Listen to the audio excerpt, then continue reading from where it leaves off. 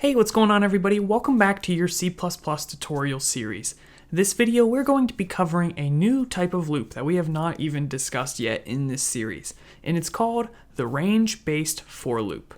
Now, what is it for? Well, it has a very specific purpose of iterating through collections, and you'll see exactly what I mean. But this is going to make your life a lot easier when you need to go through all of the elements in a collection, such as a vector. Now before we get started, check out our sponsor, Embarcadero Rad Studio. Rad Studio is the IDE of choice for C++ development. Quickly build native mobile and desktop applications from a single C++ codebase and deploy to Windows, Mac, iOS, and Android. With Rad Studio, user interface design has been made easy with hundreds of pre-built components for cross-platform development. You can easily integrate with popular source control management systems, databases, APIs, and you can make your life easier with numerous third-party extensions. Let Rad Studio do the heavy lifting when it comes to C++ development. Give it a go with a free trial by following the link in the description. So where to begin? Well, let's start with a normal C-style array, and this is going to look like something like this. And we've been using ints this whole time for all these data structures,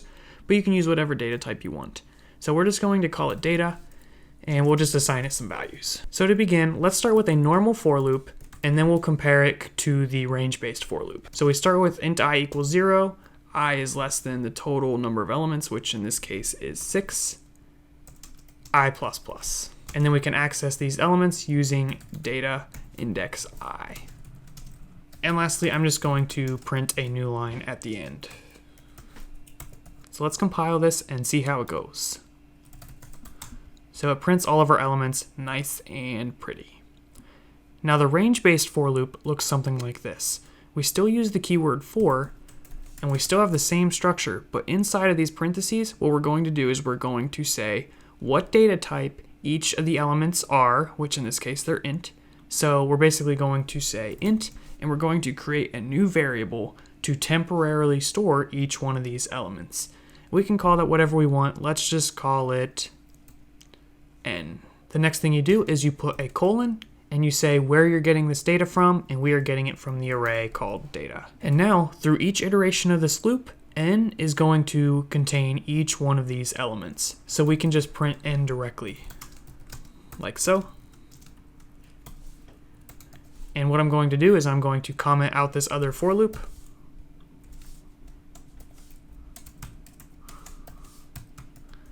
And now let's compile and run. And it says range-based for loops is a C++11 extension, so just make sure you put standard equals C++11. Now when we output, you can see we get the same exact output, but the syntax is much nicer. You can see we don't have to use an index to get a particular element, just use the n directly because that's going to contain the data. Also, we don't have this complex stuff up here. All we have to do is say what the new variable is going to be called, the type of it, and where it's coming from. So it's a lot cleaner, it's a lot simpler, but the purpose of this for loop is much more specific. You can't use this for general loops, it's always to go through collections.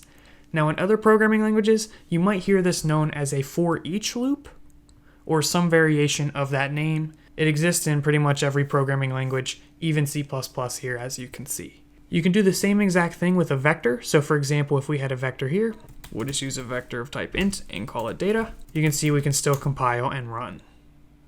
And make sure you are including vector if you want to use the vectors. Lastly, I'll show you an example with a templatized array. So just replace this with array, pass in the size, we'll just say 6, and you should be good to go. And when you run, you get the same exact output. So that is the range-based for loop. It's much more handy if you just want to iterate through every single element in an array. Now, a few things you might want to be aware of. If the size of an array is larger than the number of elements you're actually using, you might get a bunch of junk you don't care about. Here, I'll show you what I mean. You can see we get 1, 2, 3, 4, 5, 6, and then a bunch of zeros. Not so pretty. So with a for loop, you can be a little bit more specific about when to stop. That's a little harder to do with the range-based for loop. Another issue you got to worry about is if you're trying to do this inside of a function call with the basic C-style array, you're going to have an issue. And just to show you guys that, let's just create a quick function. We'll just call it test. And what we're going to be doing is we're going to take an integer array, call it whatever you want. And inside of here, I'm just going to copy this for loop and paste it over there. So take that, paste it in here. Now when I compile this, and then I scroll up, you can see it says cannot build range expression with array function parameter data, since parameter with array type int, it's hard to read, with array type int array is treated as pointer type int pointer. In other words, when you pass an array to a function, it decays to a pointer and it loses its size capability. So there might be a way to work around that, but I do not know how. So this is really only useful for the normal arrays inside of the function that it was declared, or if you're working with a type such as a vector. So that is the range-based for loop. Hopefully that was a pretty good introduction. Overall, it's a pretty simple concept, but let me know if there are any issues. Leave them in the comment section below. Please be sure to subscribe and check out the next video. Peace.